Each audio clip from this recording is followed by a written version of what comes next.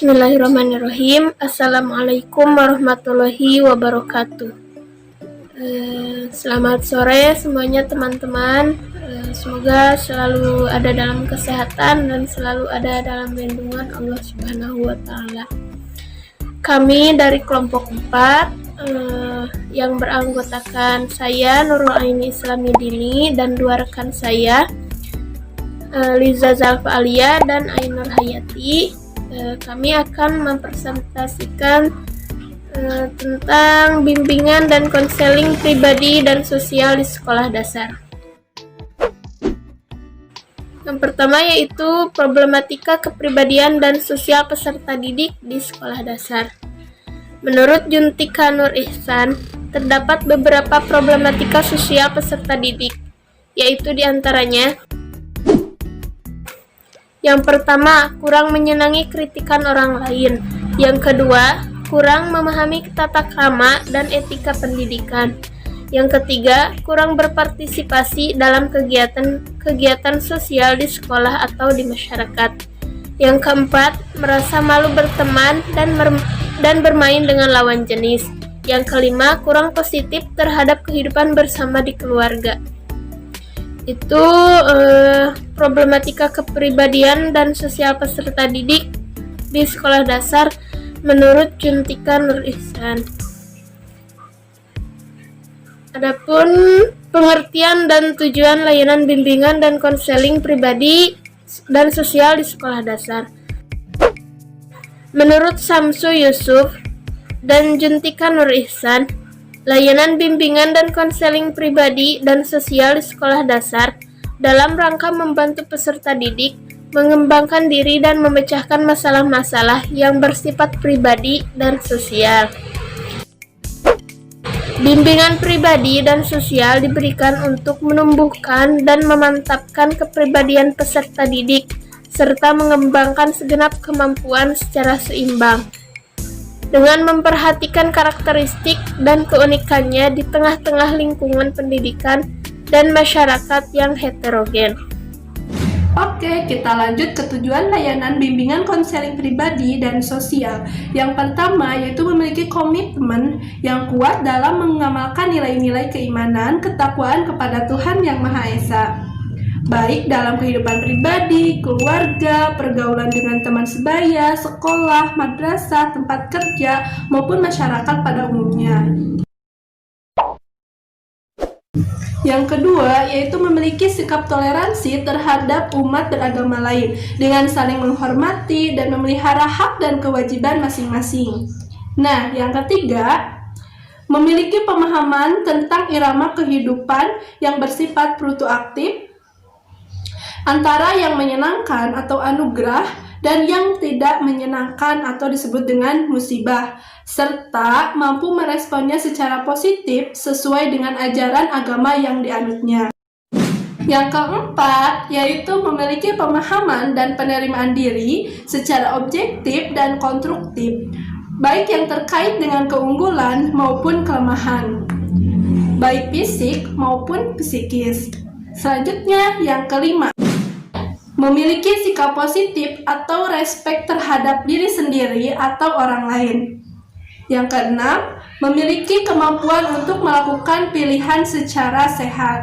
Yang ketujuh, bersikap respek terhadap orang lain, menghormati atau menghargai orang lain, tidak melecehkan martabat atau harga diri.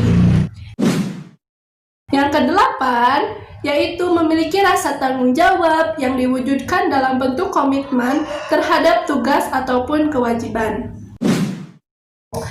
Nah, yang selanjutnya yaitu orientasi layanan bimbingan dan konseling pribadi dan sosial di SD. Kehidupan sosial seseorang tidak dapat dilepaskan dari kehidupan pribadinya. Kehidupan pribadi akan terlihat dari kepribadiannya.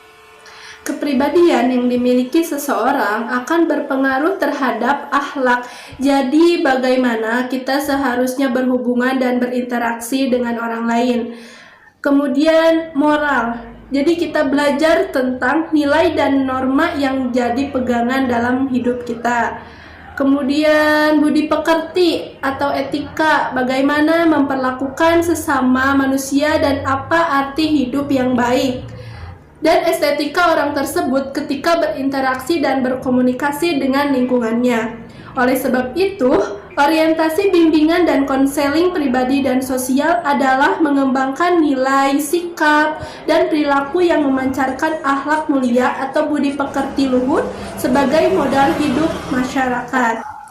Dalam berkembangnya kepribadian dan bermasalahnya kepribadian peserta didik tidak lepas dari beberapa komponen. Sebagai berikut, yang pertama yaitu latar belakang, artinya background pertama dan yang paling utama yang mewarnai karakter atau kepribadian peserta didik, yaitu keluarga sebagai lingkungan primer dan sekolah sebagai lingkungan sekunder. Jika keluarga dan sekolah diarahkan pada tujuan yang sama, peserta didik tidak harus mengalami permasalahan pribadi dan sosialnya. Yang kedua yaitu pergaulan, artinya seseorang dapat dikenali dari tempat pergaulannya. Namun demikian, meskipun teman tidak dapat lepas dari dunia peserta didik, sebagai orang tua harus dapat membantu memilih teman yang benar-benar teman atau benar-benar teman yang baik. Yang ketiga yaitu lingkungan sekitar, artinya segala sesuatu stimulus manusia atau non-manusia di sekitar peserta didik. Lingkungan ada yang statis dan ada yang dinamis seperti sekolah, kampus, tempat kerja, dan sebagainya. Yang keempat yaitu pengasuhan, artinya bagaimana sih proses pendampingan peserta didik menuju kedewasaan. Nah, hal ini tidak terlepas dari keharusan peserta didik dari sejak awal perlu diajari kebaikan dan nilai-nilai sosial, nilai keagamaan, nilai kemanusiaan, budi pekerti, dan sebagainya. Baik, untuk pembahasan selanjutnya yaitu aplikasi layanan bimbingan dan konseling pribadi di SD. Yang pertama yaitu moralitas prakonvensional dari usia 4 tahun sampai 10 tahun. Konsep moral yang dibangun dengan cara anak menentukan keburukan berdasarkan tingkat hukuman akibat keburukan tersebut. Tahap pembentukannya adalah A. Memerhatikan ketaatan dan hukuman, yaitu perilaku baik dihubungkan dengan penghindaran dari diri sendiri. Yang kedua atau B, yaitu memerhatikan pemuasan kebutuhan, yaitu perilaku baik dihubungkan dengan pemuasan keinginan dan kebutuhan sendiri tanpa mempertimbangkan kebutuhan orang lain.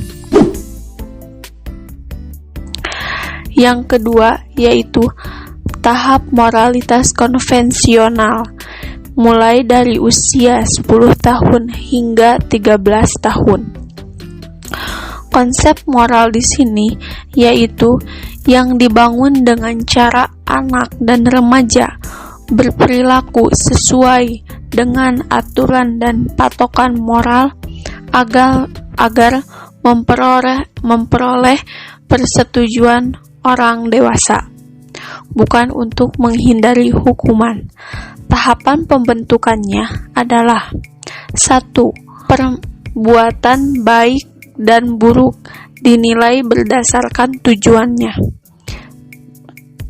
Jadi, terdapat perkembangan kesadaran terhadap perlunya aturan. Yang kedua, yaitu anak dan remaja memiliki sikap pasti terhadap wewenang dan peraturan hukuman yang harus ditaati oleh semua. Untuk pembahasan selanjutnya yaitu wujud aplikasi secara komprehensif. Yang pertama yaitu aspek perkembangan landasan perilaku etis. Yang kedua, aspek perkembangan kematangan emosi. Yang ketiga, aspek perkembangan landasan hidup religius. Yang keempat, aspek perkembangan kesadaran dan tanggung jawab sosial. Yang kelima, yaitu aspek perkembangan kesadaran gender. Keenam, aspek perkembangan pengembangan pribadi.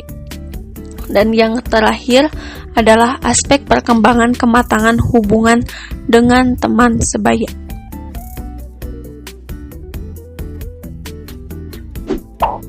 Oke, sekian dari kami. Terima kasih ya teman-teman atas perhatiannya. Semoga bermanfaat.